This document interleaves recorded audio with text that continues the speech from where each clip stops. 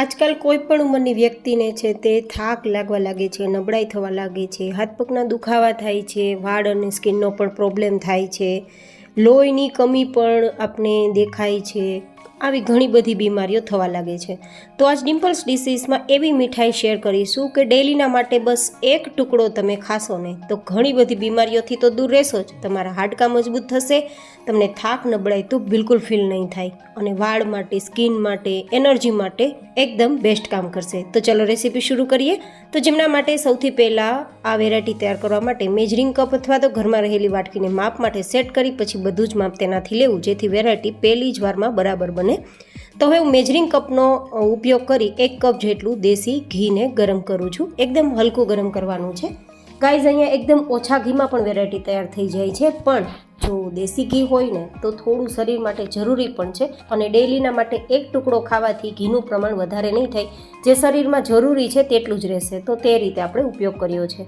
હવે આપણે ઘીની અંદર 1 કપ જેટલો ઘઉંનો રોટલીનો જે લોટ હોય ને તે ઉમેરીશું અને 1 કપ જેટલો જુવારનો લોટ ઉમેરીશું. અહીંયા મેં માત્ર રોટલીના લોટ ન ઉમેરતા જુવારનો લોટ પણ ઉમેર્યો છે, જેના કારણે હાડકાના દુખાવા થતા હોય, સાંધાના દુખાવા થતા હોય તેમાં રાહત થાય છે અને તમારા હાડકાં છે તે લોખંડ જેવા પણ એકદમ મજબૂત બની જાય છે અને ખૂબ જ કેલ્શિયમ હોય છે, તો તમારા વાળ માટે પણ ખૂબ જ હેલ્ધી રહેશે. અને જુવાર અને ઘઉં બંને પ્રકૃતિ ઠંડી ધરાવે છે, તો એસિડિટીના પ્રશ્નવાળા વ્યક્તિઓ પણ આ વેરાયટી ખાઈ શકે. તો તે રીતે મેં વેરાયટી તૈયાર કરી છે. માત્ર રોજનો એક ટુકડો તમને ઘણી બધી એનર્જી આપશે અને થાક નબળાઈ તો દૂર જ રહેશે, કારણ કે જુવાર ગ્લુટન ફ્રી તો છે જ, સાથે સાથે એનર્જીથી ભરપૂર પણ હોય છે, તમને ખૂબ તાકાત આપનાર હોય છે. તો તે રીતે મેં લોટનો રેશિયો રાખ્યો છે. હવે વધારે હેલ્ધી તૈયાર કરવા માટે જ્યારે લોટ 50% જેવો શેકાઈ જાય ને પછી 4 ચમચી જેટલા સફેદ તલ ઉમેરવાના. તમારા ઘરમાં બ્લેક તલ હોય ને, કાળા તલ, તે પણ તમે લઈ શકો અને સફેદ તલ તો લગભગ હોય જ છે, આપણે મુખવાસમાં યુઝ કરતા હોઈએ એટલે, તો તે તલનો ઉપયોગ કરી શકો. તલ છે તે કેલ્શિયમનો ભંડાર છે અને આપણા શરીરને લચીલું રાખે છે અને પરિણામે સાંધાના દુખાવાથી દૂર રાખે છે.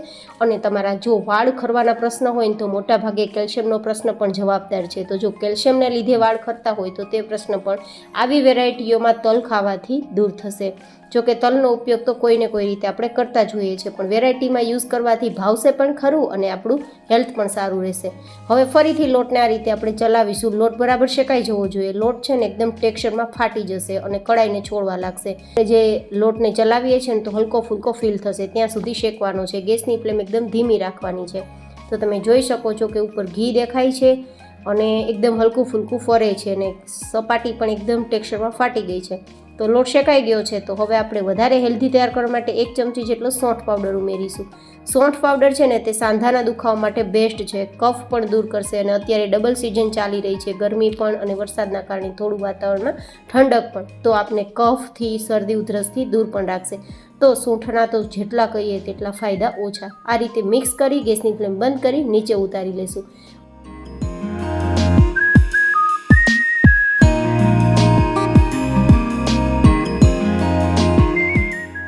અને નીચે ઉતાર્યા બાદ પણ આપણે થોડું ચલાવી અને અડધા કપ જેટલું નારિયેળનું છીણ ઉમેરવાનું છે. નારિયેળનું છીણ મેં એટલા માટે છેલ્લે ઉમેર્યું છે કે તે ફટાફટ બળી જાય છે. તો બસ છેલ્લે આપણે ઉમેરશું ને તો લોટ અને કડાઈ બંને ગરમ છે તો એ ઓટોમેટિક શેકાઈ જશે, કારણ કે ટોપરાને શેકવાની વધારે જરૂર રહેતી નથી.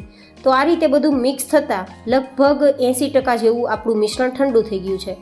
તો હવે આપણે 1 કપ જેટલો દેશી ગોળ ઉમેરીશું. જો ગરમ ગરમમાં સીધો ગોળ ઉમેરશો ને તો એકદમ એ ખેંચાવા લાગશે, દાંતમાં ચીપકવા લાગશે અને આપણી વેરાયટી કડક થઈ જશે. ખાવામાં સોફ્ટ પણ નહીં બને અને જે રીતે આપણે ટેક્સચરમાં ફરસી અને મોંમાં જતાં ઉગળી જાય તેવી વેરાયટી તૈયાર કરવી હોય ને તો ખાસ ગોળ ઉમેરતી વખતે ધ્યાન આપવાનું. 80% જેવું મિશ્રણ થોડું ઠંડુ થાય ને પછી ગોળ ઉમેરી થોડી વાર મિક્સ કરશું ને તો જેમ જેમ મિક્સ કરતા જશું તેમ ગોળ ઓગળતો જશે અને પરિણામે થોડી વાર માટે તો એ લૂઝ લાગશે, પણ ધીમે ધીમે 1-1 મિનિટમાં આ રીતે ભેગું થવા લાગશે અને બધું બંધાઈ જશે, કડાઈને પણ છોડવા લાગશે, કારણ કે ગોળ છે ને તે મિક્સ થતાં એકદમ જામી જશે.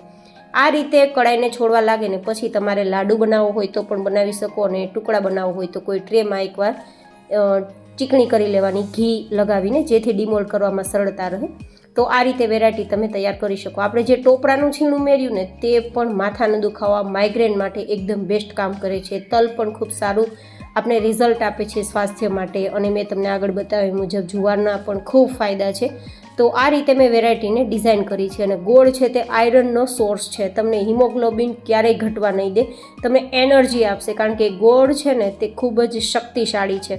અને તમે વિટામિન B12થી પીડાતા હોય ને તો પણ ગોળ તમારા માટે આશીર્વાદરૂપ છે.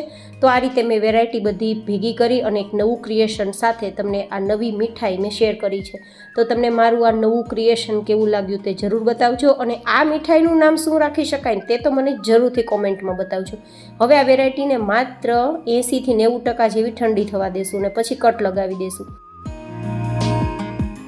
વધારે ઠંડુ થઈ જશે ને તો કટ બરાબર નહીં લાગે.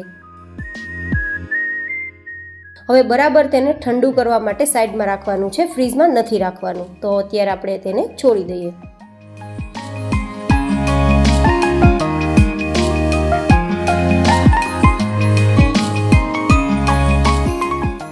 ઠંડુ થઈ ગયા બાદ તમે જોઈ શકો છો એકદમ સેટ થઈ ગયું છે અને આરામથી તે ડિમોલ્ડ પણ થઈ જાય છે. તો પહેલાં તો આપણે એકદમ પાછળની સાઈડથી નાના ટુકડા છે તેને કાઢીએ, જેથી મોટા ટુકડા ભાંગે નહીં. કારણ કે આ ખાતા એટલી બધી સોફ્ટ છે કે મોંમાં જતાં ઉગળી જશે. તો એકદમ સાવધાનીથી તમારે ટુકડા બહાર કાઢવાના જેથી ભાંગે નહીં. કારણ કે એકદમ ફરસી આપણી આ વેરાયટી તૈયાર થઈ છે અને ખૂબ જ પસંદ આવવાની છે. જો તમને ઘઉંના લોટની જે ગુજરાતી સુખડી કહેવાય તે ભાવતી હોય ને તો આ વેરાયટી તમને જરૂરથી ભાવશે. તેનાથી ટેસ્ટ વધારે સારો આવશે કારણ કે આપણે વેરાયટી એ રીતે તૈયાર કરી છે. તો એકદમ સ્વાદિષ્ટ વેરાયટી બની છે અને હેલ્ધી તો એટલી કે તમે વાત ના પૂછો. તો એકદમ સરસ રીતે ડિમોલ્ડ થઈ ગયા છે આપણા ટુકડા. હું તમને નજીકથી પણ બતાવું કેટલા સરસ તૈયાર થયા છે. અને હું આરામથી ટુકડા પણ કરી શકું એટલી નરમ અને સોફ્ટ પણ આ આપણી વેરાયટી તૈયાર થઈ છે. જો તમે છે ને એકદમ પરફેક્ટ આપણી આજની વેરાયટી. તમને કેવી લાગી મારી આજની રેસીપી જરૂર બતાવજો. અને હા, નામ પણ જરૂર બતાવજો કે આનું નામ શું રાખી શકાય. ફરી મળીશું એક નવી જ એન્ડ હેલ્ધી રેસીપી સાથે. ત્યાં સુધી stay healthy and stay happy.